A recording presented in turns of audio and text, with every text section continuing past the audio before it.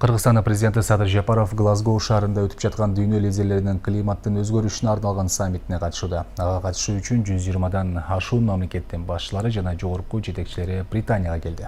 Анда дүйнө лидерлери климаттын өзгөрүшүнө байланыштуу көйгөйлөр тууралуу талкуулашат.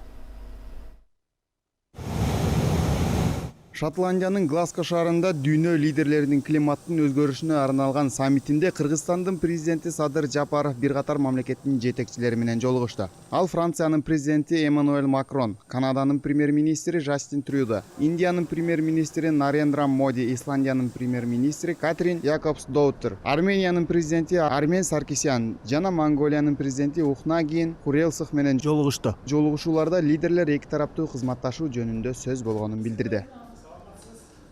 Ага отурлай мамлекет башчы Улуу Британия жана Түндүк Ирландиянын королдук үй-бүлөсү уюштурган салтанатка катышты. Саммиттин алкагында Улуу Британия менен Түндүк Ирландиянын королдук үй-бүлөсү дүйнө лидерлерин кабыл алды. Анда Жапаров салтанатта АКШ президенти Джо Байден, Ханзада Уильямдын жубайы Кейт Миддлтон, Улуу Британиянын премьер-министри Борис Джонсон жана башка лидерлер менен жолукту. Ошондой эле өлкө лидери Глазго сапарынын алкагында Кыргызстанга каржылык колдоо көрсөтүп жаткан Европа реконструкциялоо жана өнүктүрүү банкынын президенти Одил Рено Бассо менен жолугушту. Анда тараптар ортодогу кызматташтык алкагында ишке ашырыла турган долбоорлор тууралуу сүйлөштү. Президент Садыр Жапаров мындан тышкары Азия өнүктүрүү банкынын башчысы Масацугу Асакава менен да жолугушту. Мамлекет башчы Азия өнүктүрүү банкы менен кызматташуунун артыкчылыгын белгилеп, каржы уюмунун өлкөнүн экономикасын колдоого берген жардамына ыраазычылык билдирди. Садыр Жапаров донор уюмдардын башчыларын Кыргызстанда климатты жакшыртууга багытталган долбоорлорду, анын ичинде чакан ГЭСтерди курууда кызматташууга чакырды. Азия өнүктүрүү банкынын жетекчисине климаттык каржылоо портфелин $150 миллион чейин көбөйтүүнү сунуштады. Илья Санарбай уулу, Данияр Чарбеков, Нурньюс, Бишкек.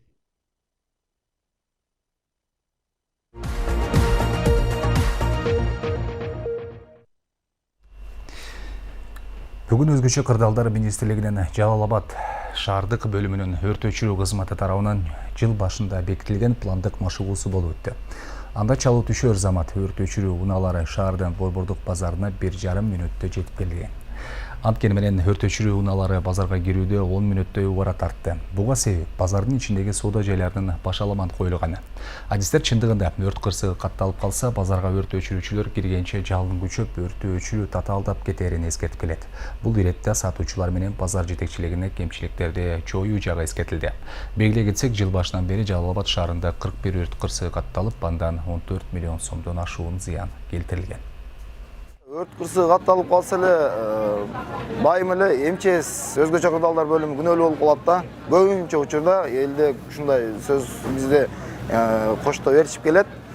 Бизде болсо өзүңүздөр көргөндөй бүгүн убактысы деле 1-2 мүнөт аралыгында келип калды. Бирок биз өзүбүз өрттүк тактикалык машыгуу негизинде мына Борбордук базардын ушул сиздер көрүп турган мына так ортосунан ачаан белгилегенбиз. Биз өзүбүз ойлогон максатка жетип келгенге чейин бул жактан бир көрдүңүздөр бир канча мүнөт кетти, жакшы эле мүнөт аз кетип калды. Базардын кире беришинен баштап ушул жерге жетип келиш өзү бир кыйын болуп кетти да.